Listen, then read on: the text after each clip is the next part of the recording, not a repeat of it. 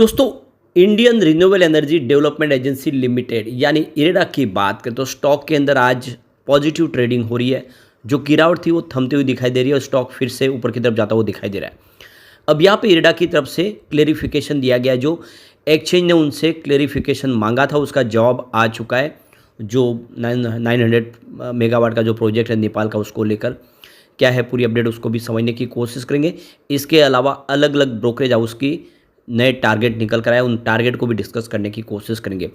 इसके अलावा कल हमारा बजट पेश होगा, यूनियन बजट 2024-25 के लिए। अगर आप देखें तो ग्रीन एनर्जी सेक्टर को क्या फ़ायदा मिल सकता है और इस सेक्टर को क्या क्या क्या डिमांड है उसको समझने की कोशिश करेंगे और इसका क्या फ़ायदा सीधा इरेडा को होता हुआ दिखाई देगा। इन सारे सवालों के जवाब जानने की कोशिश करेंगे इस वीडियो के माध्यम से।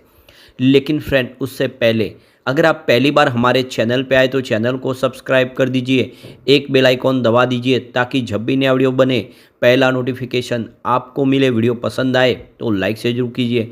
चलो फ्रेंड्स, वीडियो स्टार्ट करते हैं। मैं हूँ आपका दोस्त SB दवे और हमारे अपने चैनल ऑनलाइन कमाई में आपका बहुत बहुत स्वागत है। तो अभी लगभग 11 साढ़े 11 का टाइम है। इरेडा के स्टॉक की बात करें तो शुरुआत पॉजिटिव हुई 274 पर, क्लोजिंग फ्राइडे की 272 के आसपास थी। इंट्राडे में 279 का हाई बनाया, काफ़ी अच्छी दौड़ लगाई, लेकिन जो लो है वो 266 का है। तो जैसे कि बाजार में भी दबाव दिखने को आज मिल रहा है, उसकी वजह से स्टॉक नीचे भी गया, लेकिन अभी इस समय स्टॉक ग्रीन जोन में ट्रेड कर रहा है 273 के आसपास, जहाँ पे 0.44% की तेज़ी है। अब आप देखो कि इसका जो हाई जो बना था, ऑल टाइम हाई, वो 310 का था। उस हिसाब से स्टॉक अभी काफ़ी नीचे है। लगभग देख सकते हो कि आपको यहाँ पे 40 रुपये नीचे दिखाई देगा। इसमें काफ़ी ज़्यादा करेक्शन हो चुका है और आने वाले समय एक संभावना पॉजिटिव फिर बनेगी। तो यहाँ पे देख सकते हो कि Indian renewable energy development agency की तरफ से यहाँ पे NSE की तरफ से जो उनसे क्लेरिफिकेशन मांगा था उसका जवाब उन्होंने दे दिया है। उनसे पूछा गया था कि क्या आप 10% का इन्वेस्टमेंट करने जा रहे हैं GMR अपर कार्नली हाइड्रो पावर प्लांट में नेपाल के अंदर। तो इसका जो जवाब है ये दे दिया गया है कंपनी की तरफ से।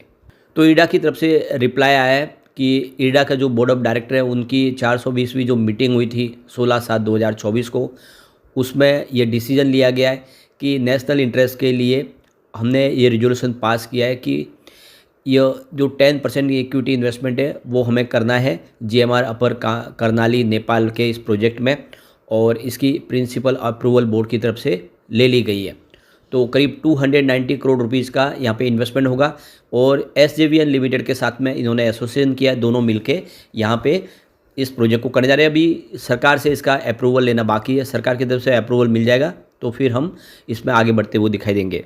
तो इरेडा की तरफ से कहा गया है कि ये जो हाइड्रो पावर प्रोजेक्ट है अभी अंडर कंस्ट्रक्शन है और इस वजह से कंपनी का रिवेन्यू सेल्स देखे GMR अपर कार्नली का तो अभी फ़िलहाल नील है, क्योंकि अभी तक उसमें से बिजली का उत्पादन शुरू नहीं हुआ है। इसके अलावा जो दूसरा और क्लेरिफिकेशन दिया गया कि it also said acquisition doesn't fall within a related party transaction and promoter group और group companies have no interest in entity which being acquired. इसके अलावा इरेडा की तरफ से कहा गया है कि ये जो एक्विजिशन है ये मेन लाइन बिजनेस के तहत लिस्टेड एंटिटी के तहत हुआ है and acquisition cost has not been finalised. तो देख सकते हो कि बात सच है, इसका जवाब दे दिया गया है और कंपनी तेज़ी से अपने कारोबार को आगे बढ़ा रही है। कंपनी अब महारत्न बनने की तरफ आगे बढ़ रही है और नवरत्न ऑलरेडी बन चुकी है। इसी वजह से ग्लोबल मार्केट में कंपनी का कामकाज करने का जो एक तरह से इनको अधिकार मिल चुका है। अब बहुत सारे प्रोजेक्ट जो सरकार की परमिशन के बिना भी कंपनी करेगी।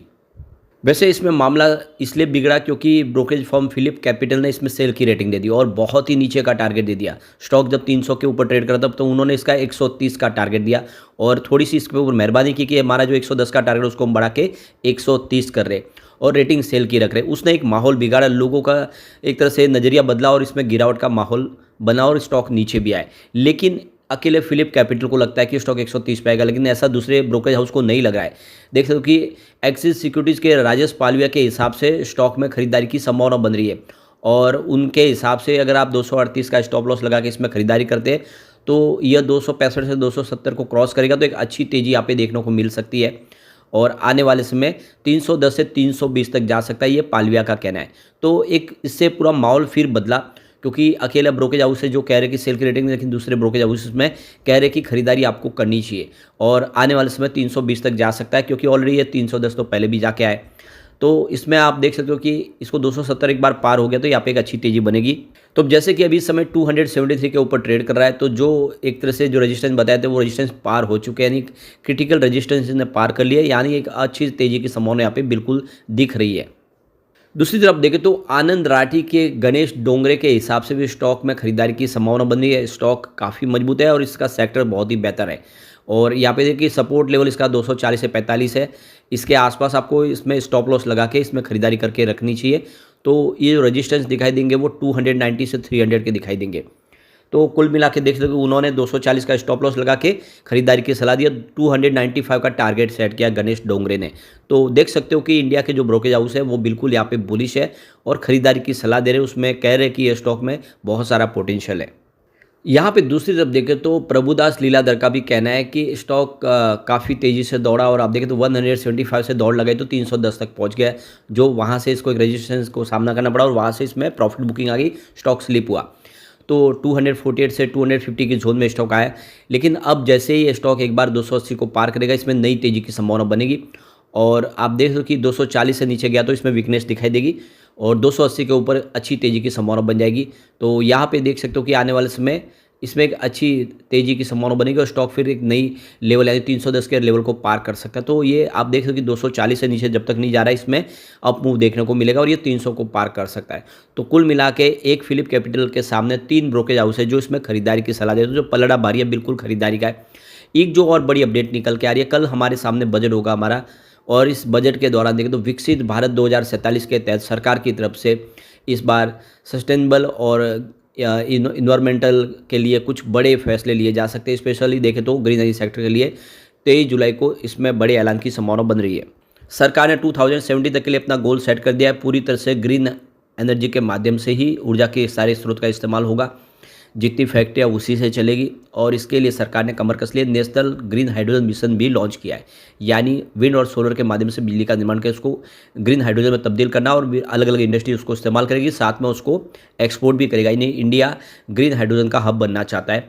तो ये बिल्कुल इसके लिए सरकार की तरफ से इस बजट में काफ़ी बड़े ऐलान हो सकते हैं। तो अगर सरकार इस समय ग्रीन एनर्जी सेक्टर के लिए बजट का ऐलान करती है, इसमें कुछ और कैपेक्स बढ़ाती है तो सीधा फायदा इरडा को होगा, क्योंकि इरडा 100% ग्रीन एनर्जी सेक्टर के लिए फंड प्रोवाइड करने का ही काम करती है। ऑलरेडी सरकार ने 1 गीगावाट के यहाँ पे ऑफशोर विंड के प्रोजेक्ट के लिए टेंडर जारी किए, जो गुजरात और तमिलनाडु में प्रोजेक्ट पूरे होंगे। सोलर के लिए भी प्रोजेक्ट शुरू किए, जिसमें आप देखें तो हर घर मुफ्त बिजली योजना शुरू की गई प्रधानमंत्री सूर्योदय योजना के तहत, जिसमें रूफटॉप लग के ऊपर आप देखें सोलर प्रोजेक्ट लगाए जाएंगे। तो इस तरह से प्रोजेक्ट शुरू हो चुके हैं और इसमें आने वाले समय में काफ़ी बड़ी निवेश की संभावना है। इसके अलावा ईवी व्हीकल के लिए भी सरकार की तरफ से कुछ नए और ऐलान हो सकते हैं। सरकार चाहती है कि जितने व्हीकल हो ईवी हो और इसके लिए भी सरकार इसमें बजट में कुछ बड़े ऐलान कर सकती है, तो सीधा यहाँ पे फ़ायदा होता हुआ इस सेक्टर के लिए दिखाई देगा। अब यहाँ पे देखो कि जो बजट 2024 आने वाला है इसमें क्या क्या इनको राह चाहिए सेक्टर को। तो सिंप्लिसिटी जीएसटी स्ट्रक्चर, यानी जीएसटी स्ट्रक्चर में सरकार से कुछ और बेनिफिट चाहती है। इसके अलावा इंपोर्ट ड्यूटीज है उसके ऊपर देख सकते कि जो इंपोर्ट ड्यूटी लग रही है उसको कम किया जाए, जीरो किया जाए, ताकि जो इक्विपमेंट है वो आराम से सस्ते में मिल पाए। इसके अलावा देखें तो इंसेंटिव मिलना चाहिए इस सेक्टर को। इसके अलावा कुछ टैक्स है वो माफ़ होने चाहिए। तो ये देख सकते हो कि इसमें बहुत सारे सरकार की तरफ से मांग रखी जा रही है इस सेक्टर के लिए और सरकार इसको पूरा करने की भी कोशिश करेगी। तो बिल्कुल देख सकते हो कि ये बजट बहुत कुछ यहाँ पे बदलता हुआ दिखाई देगा और इस सेक्टर के लिए बहुत सारी संभावनाओं को दिखा रहा है। कुल मिला के सरकार इस समय पोल्यूशन को कम करने के लिए पूरा फोकस कर रही है और ऐसे में इसमें तेज़ी की संभावना बिल्कुल दिख रही है। तो लॉन्ग टर्म इन्वेस्टर के लिए ये एक बहुत अच्छा मौका है कि इरडा में निवेश किया जाए। इरडा का इस बार रिजल्ट भी बहुत ही शानदार है, लगातार रिजल्ट बेहतर ही हो रहा है। ऐसे में निवेश का बिल्कुल जरिया बनता है। लॉन्ग टर्म इन्वेस्टर निवेश करें, शॉर्ट टर्म इन्वेस्टर फिलहाल थोड़ा सा अवॉइड करें, क्योंकि जितने पीएसयू स्टॉक है बहुत ज़्यादा दौड़ चुके, हो सकता है शॉर्ट टर्म के लिए यहाँ पे कुछ प्रॉफिट बुकिंग की वजह से गिरावट आए। लेकिन बाजार के लिए जो अच्छे शुभ संकेत है कि एफआई लगातार बाजार में खरीदारी करे, उनका निवेश आना शुरू हो चुका है जुलाई में। ऐसे में बाजार अब लंबी रेस के लिए तैयार हो चुका है। लेकिन फ्रेंड, कोई भी इन्वेस्टमेंट करने से पहले अपने फाइनेंशियल एडवाइजर्स बड़े ले ले या अपना खुद का रिसर्च करें, क्योंकि मैंने वीडियो आपके एजुकेशनल पर्पज़ के लिए ही बनाया। वीडियो पसंद आए तो लाइक से जरूर कीजिए और चैनल को सब्सक्राइब कर दीजिए। Thank you friends.